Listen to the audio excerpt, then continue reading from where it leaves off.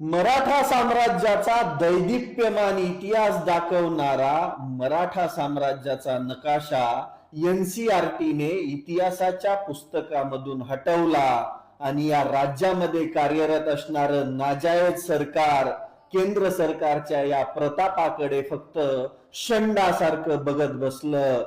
भारत सरकारच्या शिक्षा मंत्रालयाने महाराष्ट्राच्या स्वाभिमानावरती वार केला आणि फडणवीस तुम्ही फक्त बघत बसलात।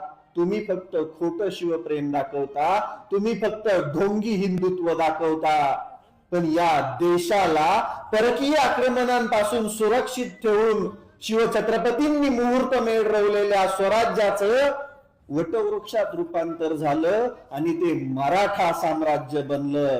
त्याचाच इतिहास हटवण्याचा पराक्रम एनसीईआरटीने केला आणि तुम्ही ते शंडासारखं बघत बसलात। काय पावलं उचलणार याच्यावरती?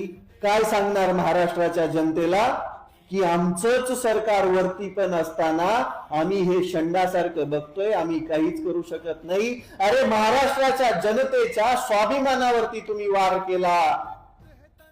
जे राष्ट्र इतिहास विसरत ते लयास जात असं म्हणतात। मराठ्यांचा इतिहास म्हणजे सुवर्ण अक्षरांमध्ये लिहिलेलं या भारतातील एक सुवर्ण पान आहे।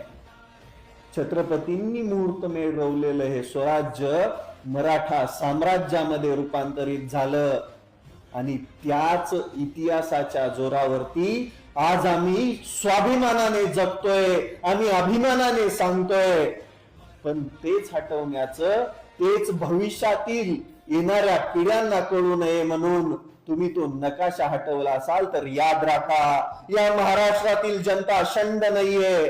तुम्ही लवकरात लवकर पाठपुरावा करून एनसीईआरटी कडे याचं कारण मागवा आणि हा मराठा साम्राज्याचा नकाशा परत एकदा एनसीईआरटीच्या इतिहासाच्या पुस्तकात समाविष्ट करून घ्या, नाहीतर राज्यामध्ये तीव्र आंदोलनासाठी सज्ज व्हा। आमचा रोष तुम्हाला परवडणार नाही, कारण आम्ही इतिहास घडवणारी, इतिहास लिहिणारी माणसं आहोत।